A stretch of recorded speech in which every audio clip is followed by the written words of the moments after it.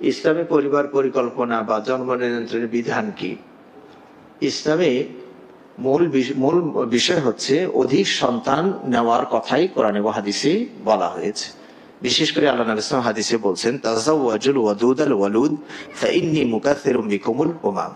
তোমরা সেই সকল নারীদেরকে বিয়ে করো যারা স্বামী পরায়ণা, স্বামীকে ভালোবাসে এবং যারা অধিক পরিমাণে সন্তান প্রসব করে। এটা হচ্ছে কি করে বুঝবেন?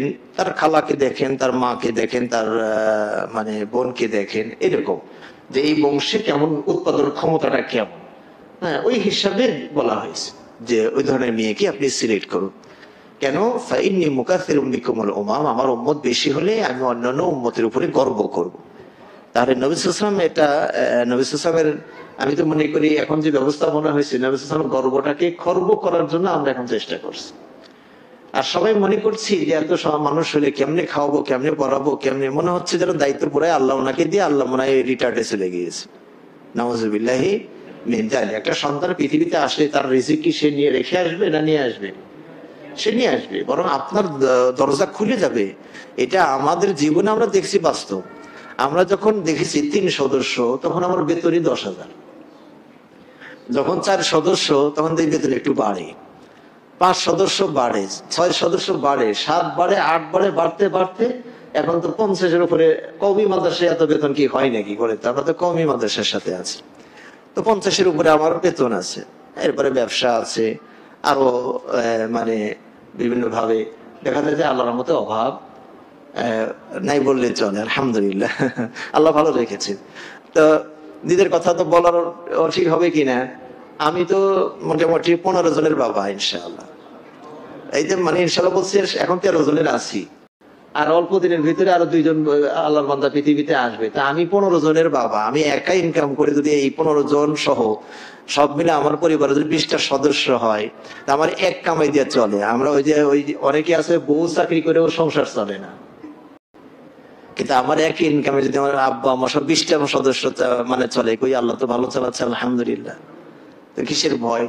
হ্যাঁ, তবে হ্যাঁ হয়তো পরীক্ষা হলো এক জিনিস, এটা আমি সব জায়গায় এটা বলার পরে এটাও বলি, আল্লাহ যদি পরীক্ষা করতে চায় আর দারিদ্রতা একটু দিয়ে দেয়, সেটা তো পরীক্ষা। ইয়াকুব আলাইহিস সালাম দারিদ্রতায় পড়ে গিয়েছিলেন, তাই না?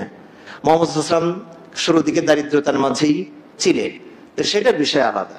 তো এই জন্য আমরা বলি যে আমরা আলেম ওলামা সবাই চেষ্টা করব আমাদের সন্তান যেন বেশি হয় এবং সেটা যেন সুসন্তান করে গড়ে তোলা যায়, সে চেষ্টা করতে হবে। আর জন্ম নিয়ন্ত্রণের বিষয়টা অনুমতি শুধু 2টা ক্ষেত্রে অনুমতি আছে। সেটা হলো মায়ের সুস্বাস্থ্যের দিকে খেয়াল রাখা। কিছু মা আছেন তারা দেখা যায় বছরে বছরে যদি তাদের সন্তান হয় তাদের শরীরটা ভেঙে যাচ্ছে। এখন মাই যদি আস্তে আস্তে ধ্বংস হয়ে যায়, ক্ষতি হয়ে যায়, তাহলে বাচ্চাগুলোকে মানুষ করবে কে? দেখা যাবে ওই ওনার কারণে ওনাদের সমস্যা হয়ে যাবে, বুঝতে পেরেছেন? তো এই জন্য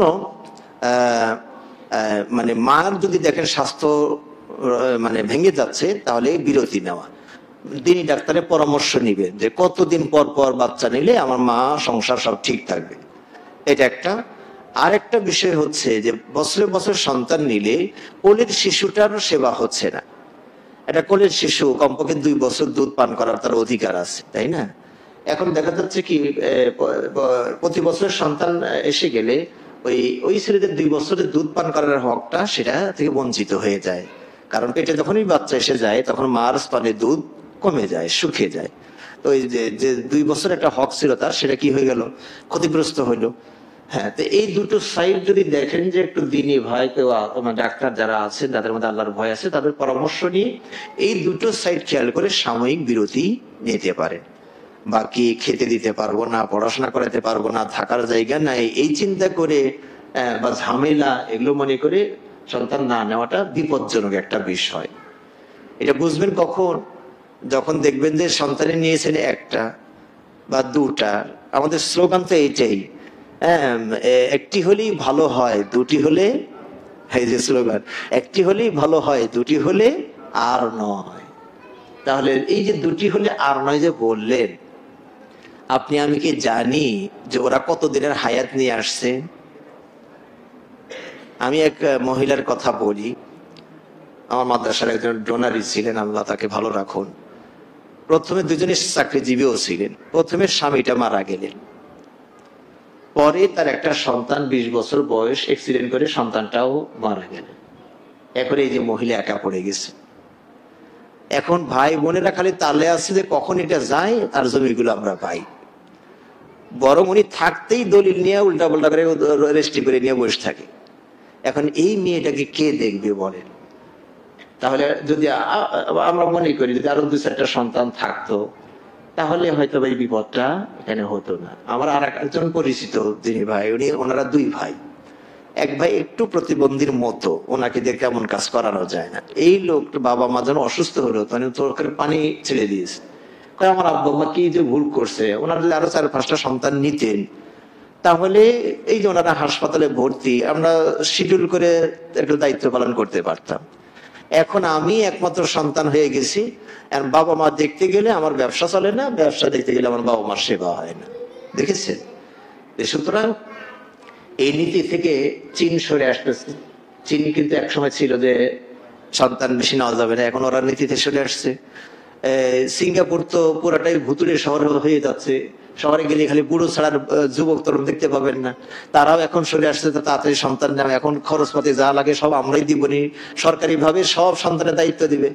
রাশিয়ার পুতিন, ওই যে ভ্লাদিমির পুতিন, উনি বলেছে আমার আমার আমার আমার তো মনে হয় এখন প্রত্যেকটা মানুষের মেয়েদের 16টা করে সন্তান নেওয়া দরকার। দেখছে, যারা একসময় এটার বিরুদ্ধে বলে আসলো এখন তারা উল্টো দিচ্ছে যে প্রত্যেকটা মানে মেয়েদের 16টা করে সন্তান নেওয়া দরকার। আমেরিকাতেও তাই না? আর ইসলামী আমরা আমাদের দেশে ইসলাম যেটুকু আছে দেখবেন কি আপনি সমাজে বের হলে সব বয়সের মানুষ পাবে, আলহামদুলিল্লাহ, মানে সিরিয়াল আছে।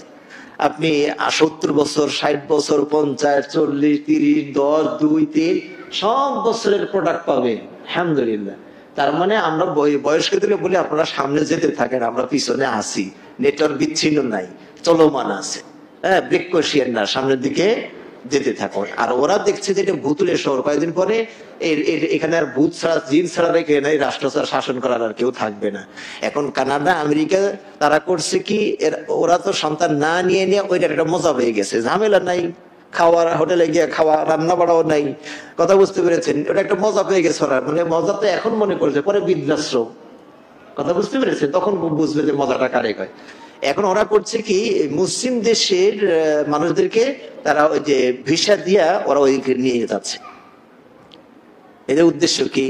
কারণ ওদের জনগণ তো আস্তে আস্তে শেষ হয়ে যাচ্ছে। এই জমিগুলো তো সব বাদ হয়ে গেছে, উৎপাদন নাই।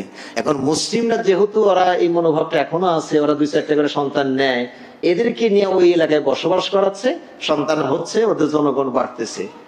আর ওই সন্তানের উপরে আপনার কোন রকমের কর্তৃত্ব চলবে না। এই জন্য ওনারা যেভাবে পারে সেভাবে গড়িয়ে নিবে। আপনি মুসলিম, সমস্যা নেই, মসজিদ আছে, সব ইবাদত বন্দেগী করেন, সমস্যা নাই, কিন্তু আপনার প্রোডাক্টটা আমাদের, কথা বুঝতে পেরেছে? এইভাবে মানে তারা ওই বাহির থেকে এবার প্রোডাক্ট কারখানা আমদানি করছে, এই মুসলিম নিচে মানে কারখানা নিয়েছে, বুঝতে পেরেছে? তো এগুলো বোঝার চেষ্টা করি আমরা। তো সুতরাং আল্লাহ কোরআন বলেছেন নাহনু নারযুকুকুম ওয়া ইয়্যাকুম, আমি তোমাদেরকে রিজিক দিই, তোমাদের সবাইকে আমি রিজিক দিব।